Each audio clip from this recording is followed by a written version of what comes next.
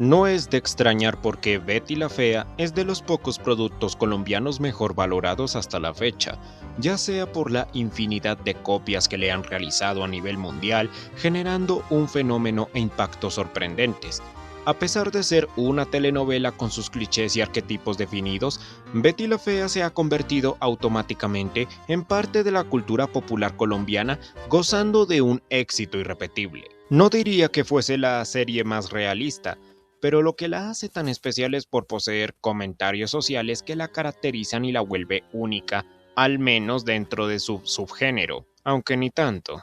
Cosas como conseguir empleo, obtener estatus social, familias disfuncionales en el día a día de cualquier colombiano, la burocracia, el nepotismo en las clases sociales, la desigualdad de la gente y la superficialidad de la sociedad con el tema de la belleza.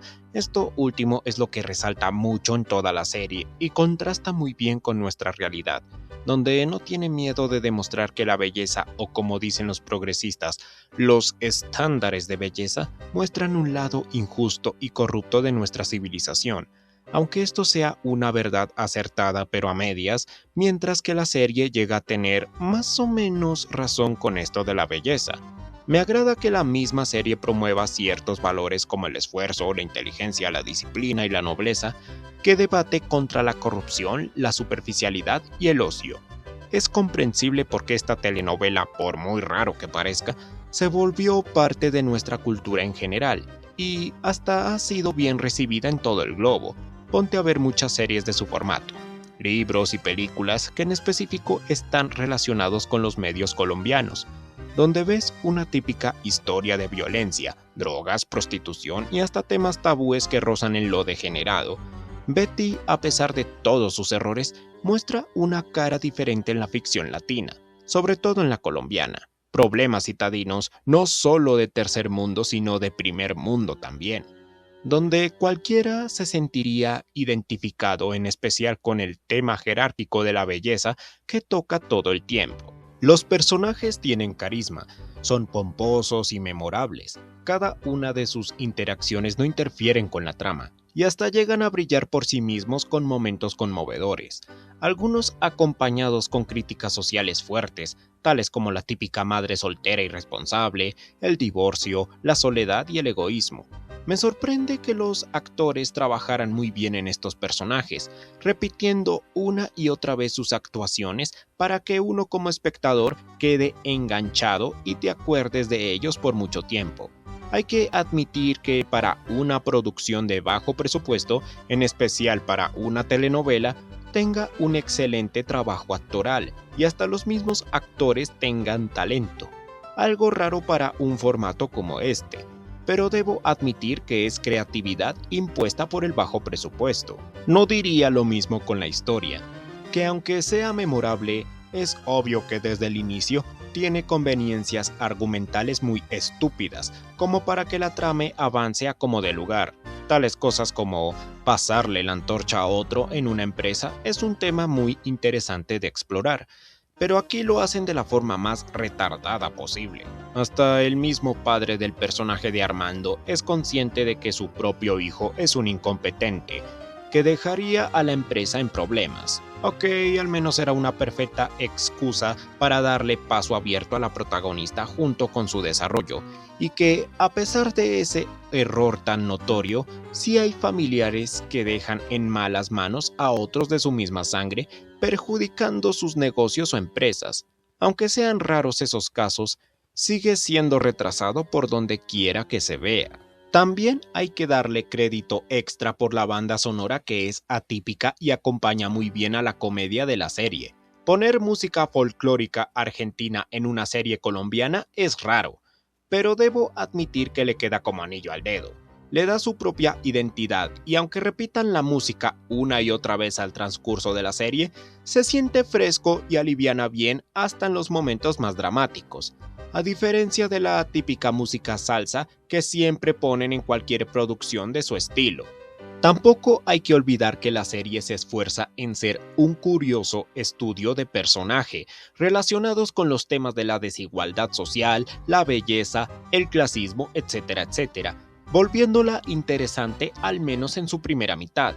Más de uno siempre ha entrado en debate de quién era el malo en la historia o quién fue la víctima. Hasta los personajes buenos llegan a ser aprovechados, manipuladores, convenientes e incluso déspotas. Todo esto con la intención de hacer a los personajes lo más humanos posibles hasta cierto punto.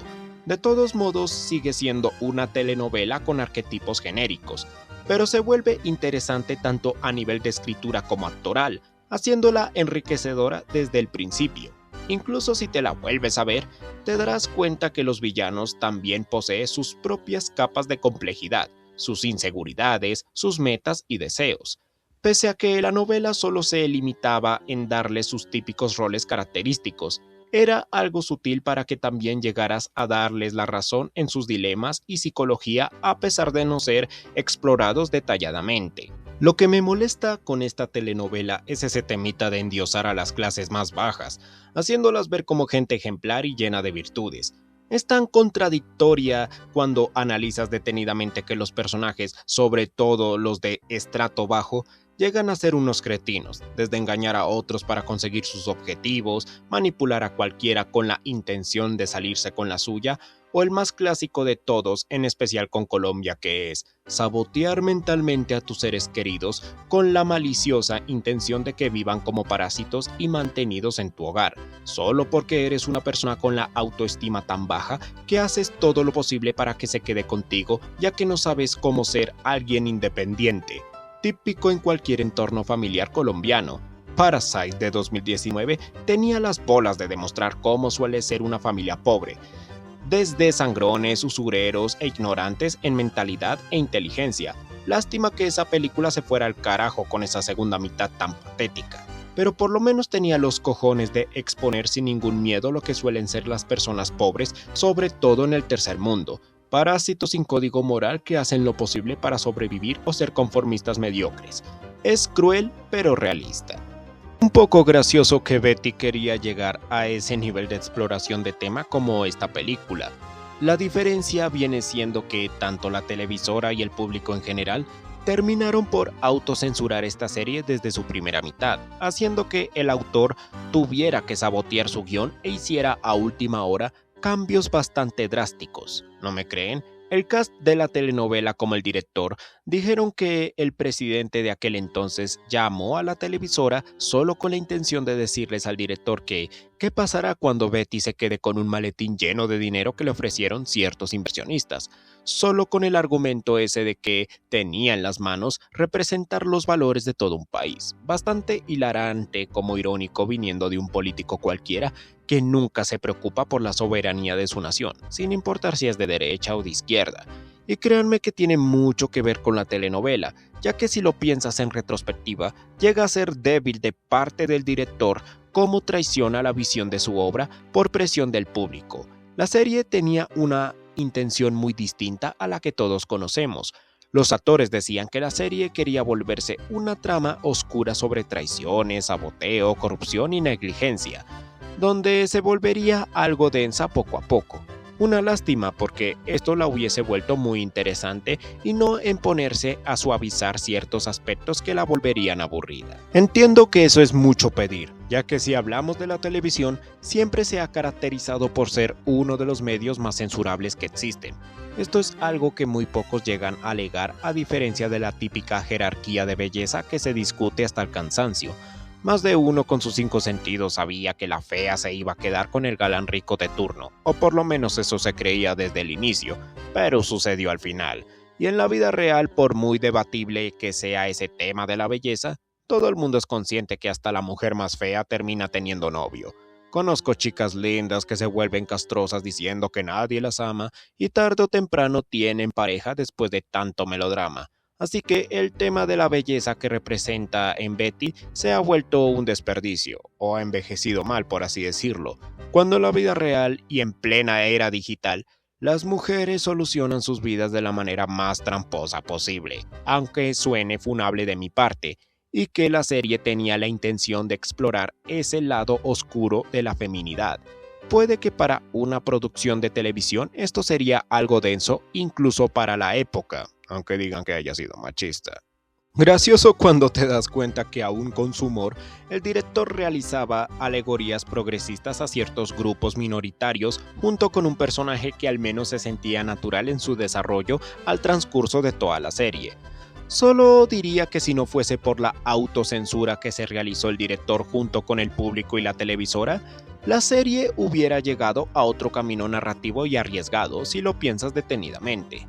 De todos modos, con sus errores y conveniencias argumentales, llegas a la parte final de la primera mitad, donde cualquiera nota los giros de tuerca claves que empiezan a suceder, desde Armando y su mejor amigo siendo cómplices de mantener la empresa que estaba embargada, Betty sufriendo un episodio psicológico traumático y eventos completamente inesperados que me llamó la atención. Pese a todo, sí se sintió bien escrita y la crítica social seguía fuerte como nunca. Empresas que explotan y manipulan a sus empleados para sacar provechos financieros, siendo cómodo un ejemplo, malas gestiones económicas, corrupción dentro de sus empleados y el propio jefe, hasta el tema de maquillar los resultados económicos de una compañía. Me pregunto por qué esta gente no está en prisión por estas cosas tan nefastas. Ah, sí, tercer mundo. Por supuesto, y terminando con una nota trágica para dar paso a la segunda mitad. Esta siendo la más criticable y cuestionada, en especial por las feministas, y hasta cierto punto les puedo dar la razón. En primer lugar, a mí no me parece negativo de que Betty se volviera bonita, porque después de los acontecimientos de la primera mitad, la serie se encargó muy bien en mostrar una batalla espiritual con la protagonista, desde tener que superar sus miedos e inseguridades, aceptar un nuevo cambio en su vida como si una metamorfosis se tratase, poseyendo más seguridad y autoestima alta. Todo esto me pareció positivo, porque muestra un mensaje de autosuperación, sanar tus heridas y mejorar como persona. Lástima que esto se fuera directo al caño, cuando al final la protagonista se queda con el galán rico de turno. Sé que me adelanté mucho, pero cuando dije que el director se autosaboteaba a sí mismo en la primera mitad para cambiar radicalmente la narrativa de la serie y así suavizarla, pues aquí llegó demasiado lejos. Está un momento exacto en que Betty tiene un roce amoroso con un extranjero, donde el público admite que la protagonista podía quedarse con ese buen hombre, dándonos un mensaje interesante sobre gente excelente quedándose con personas igualmente excelentes. Bien pudo ser una deconstrucción de tu típica historia de amor en este aspecto, pero como no llegó a nada esa subtrama y se acobardaron a última hora, optaron con que la protagonista se quedara con una persona de mierda. Muy bonito el final y todo, pero a la larga ya no lo ves con los mismos ojos, malacostumbrando a las audiencias y a las mujeres en especial. Entiendo que me salté esa parte en que Betty restaura la compañía, pero todo pasa tan rápido que se convierte en relleno y tiempo muerto nada más. Para este punto la serie al menos pudo ser decente, pero con esos cambios mal ejecutados a última instancia la hace mediocre ante mis ojos. En conclusión, Betty la Fea es una serie entretenida, con temas sociales enriquecedores, algunos acertados y otros que envejecieron mal, con una narrativa floja que intentó ir más allá, pero se retracta o contradice cuando se vuelve interesante. Aún así, su impacto en la cultura popular es ver para creer. Hasta yo de adulto me sigo sorprendiendo que una telenovela se volviera un fenómeno cultural y de estudio. Tampoco me pondré a desgastarme con las secuelas, ya que para este punto es un cash grab más del montón. No tiene la extravagancia ni el impacto que generó la primera serie, y lo único relevante que hay es que los problemas de los personajes van en círculos sin importar si introducen nuevos personajes. Eso es todo.